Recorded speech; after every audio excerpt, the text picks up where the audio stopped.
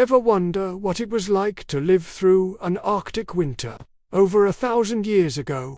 No central heating, no puffy down jackets, just you, your family, and the howling wind outside. For the 9th century Vikings, this wasn't a hypothetical survival show. It was just life. And how they did it is a masterclass in ingenuity, community, and pure grit. Forget what you think you know about Viking homes. You might picture a grand wooden hall with a roaring fire, but in the far north, wood was scarce, and a big, open fire was a luxury they couldn't afford. So, what was their secret? It starts with the longhouse, but not just any longhouse. Picture a structure that's half buried in the earth, like a giant, grassy molehill. These weren't just made of wood.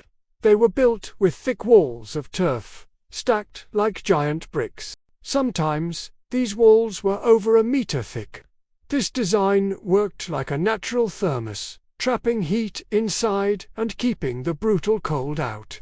The roof, often made of birch bark and more turf, was low and sloping to shed snow and minimize exposure to the wind.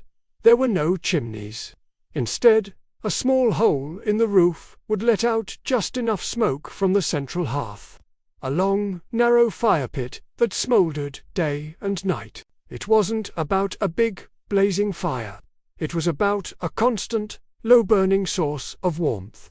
Inside, it was a whole different world. Cozy, smoky, and crowded. This brings us to their second secret weapon: body heat.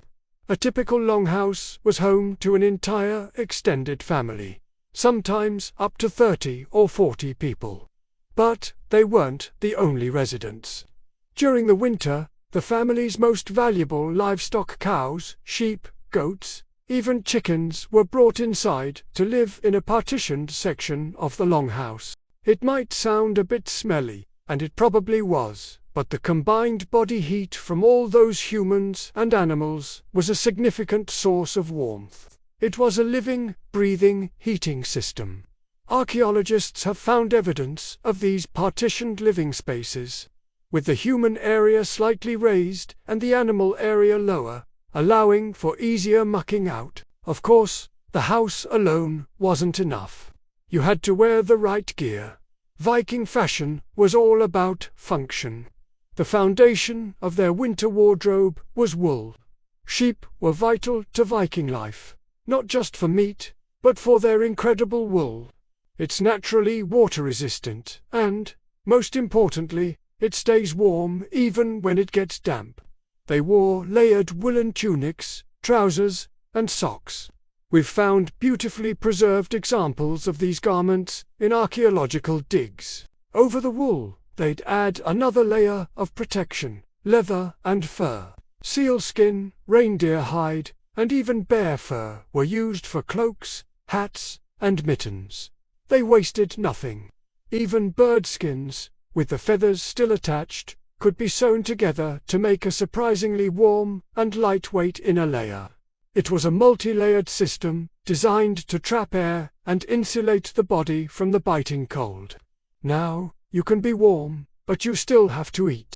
The Arctic winter meant no farming, no foraging, and very limited hunting. Survival depended entirely on what you had stored, and Viking food preservation was creative. They were masters of drying, smoking, salting, and fermenting. Fish, a staple of their diet, would be hung on massive wooden racks to air dry until it was as hard as a board.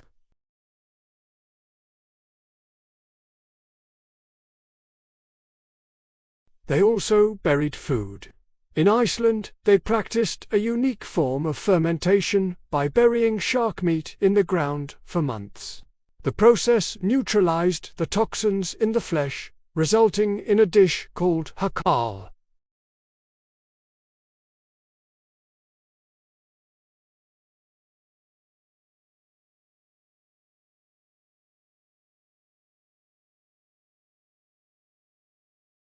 And stored root vegetables like turnips and carrots in cool, dark cellars to last through the long night. Their entire world was a pantry, if you knew where to look. But surviving the winter wasn't just about physical endurance. It was a mental game. Imagine months of near-total darkness, trapped inside with the same people day after day. This is where Viking culture truly shone. The dark months were a time for community. The longhouse became a theatre, a workshop, and a sanctuary. Storytelling was essential.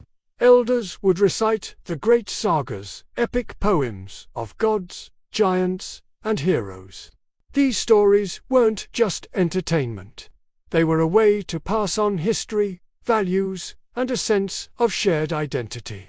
They reminded everyone that they were part of something larger, a lineage of survivors. Winter was also a time for craft.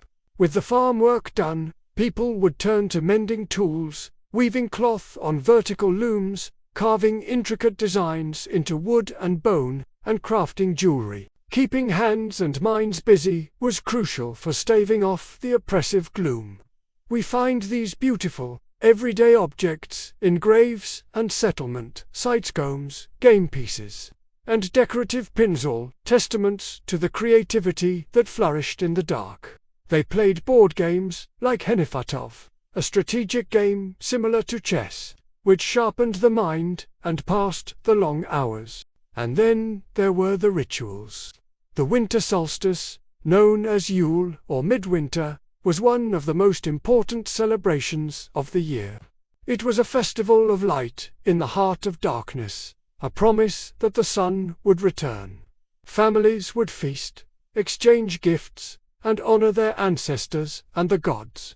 These rituals provided structure, hope, and a powerful sense of social cohesion.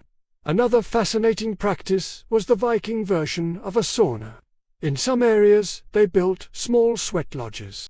They'd heat stones in a fire until they were glowing hot, bring them inside a small hut, and pour water over them to create a blast of steam. This wasn't just about getting clean. It was a ritual of purification and a way to experience intense, life-affirming heat, a stark contrast to the numbing cold outside. It was a social activity, a place to relax and talk. Finally, let's talk about their connection to the sky. In the long polar night, the heavens came alive. The stars weren't just beautiful, they were a clock and a compass. The Vikings were skilled celestial navigators, and this knowledge was just as useful on land. The position of constellations told them the time of night and how far they were through the winter.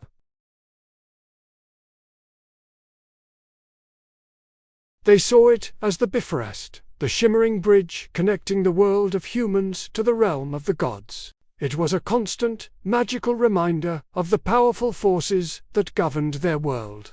So, how did the Vikings survive the Arctic winter? They didn't fight it, they adapted to it. They built homes that worked with the land, not against it. They wore clothes sourced from their environment. They preserved food with methods that seem strange to us but were perfectly suited to their climate. Most importantly, they leaned on each other. Warmth wasn't just a physical thing. It was communal. It was the heat from shared bodies, the glow of the hearth fire, the passion of a well-told story, and the strength of a community bound together against the longest, darkest night. Their survival was a testament to the incredible resilience of the human spirit. Thanks so much for watching. If you're fascinated by the incredible ingenuity of ancient cultures, be sure to subscribe and hit that notification bell so you don't miss our next journey into the past. See you next time.